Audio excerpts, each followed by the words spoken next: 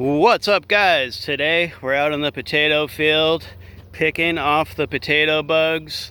The nastiest, most pestilent creatures are back, and we gotta get out here and pick them all off, or else we'll have a lot more next year. So check it out right here. Got our tater bugs coming down the line. See them right there, and I pick them off manually. They are, yeah, they're nasty. This is not a fun job, but it's definitely something you need to do if you want to grow potatoes the real way, organically. And so, yeah, I have a three-pronged strategy to dealing with potato bugs manually. And the first step, what I'm doing right now, I walk on through the line and pick them off, and then when I've picked off all the ones that I can see, we'll use this plant for example, then I shake it a little bit and shake off the ones that I can't see, and there'll always be more. And then my last step, after I've picked and shaken the ones I can't see, is if there's baby ones that get inside here and are the flowers, or ones that are too small to pick manually, I clap those ones at the top to kill them. So picking, shaking the plant, and then smacking the tiny little ones in the middle, and that's how you get them. And so we're at about past the midpoint of July, and so we're looking good here.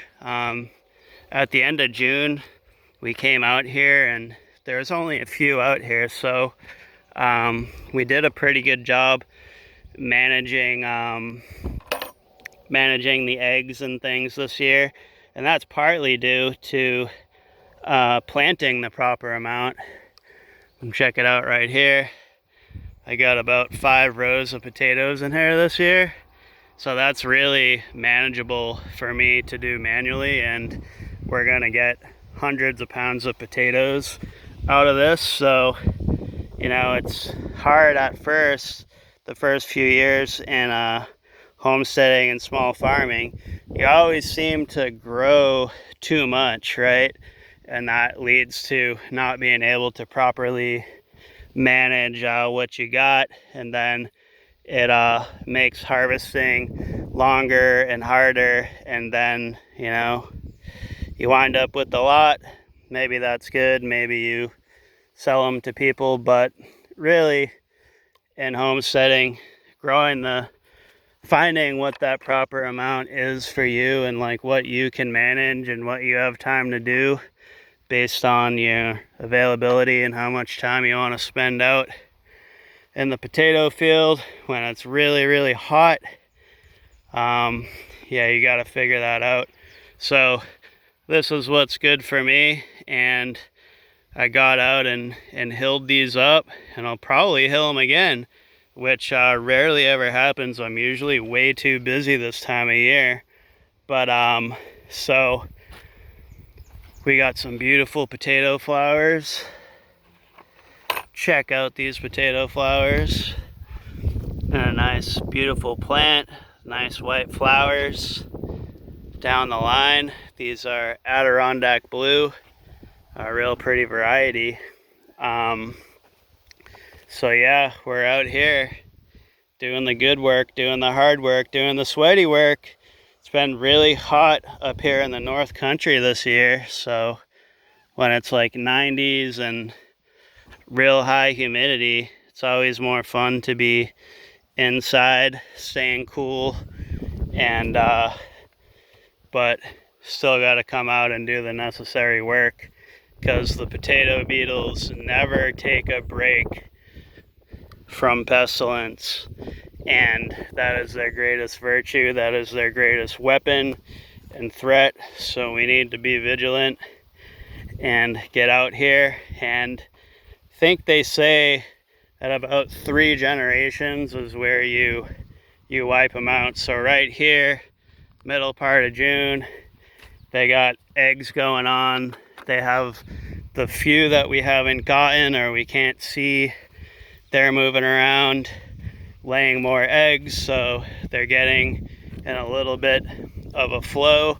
And we're out here to disrupt that flow and get after them. So by probably early August, they'll have gone through their kind of flush, their easy time to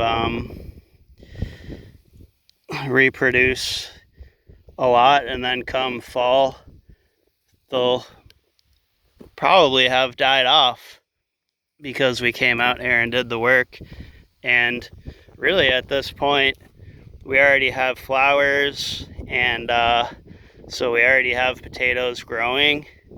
A lot of this work is really to make sure we don't generate a problem that carries over to the next year. So in the years where you don't get out here and do the work, you have a lot more overwintered eggs and insects in the soil and then in my rotation. So if I plant my potatoes over there where the corn is right now, then if I plant my potatoes there next year, all these buggers are gonna hatch and just walk right over to the potatoes eventually, and it'll be way worse. So that's the benefit of getting out here and doing the work that kind of sucks. But anyway, I'm gonna get back to work, listen to some music, and finish this up. But that is my approach to dealing with potato bugs: manually planting a manageable amount and getting out here, removing them, shaking them off the plant, and slapping and clapping them little babies that are too little to pick off. But anyway, thanks so much for watching, guys, from the beautiful North Country. This has been The Spin Man. Yeah, buddy.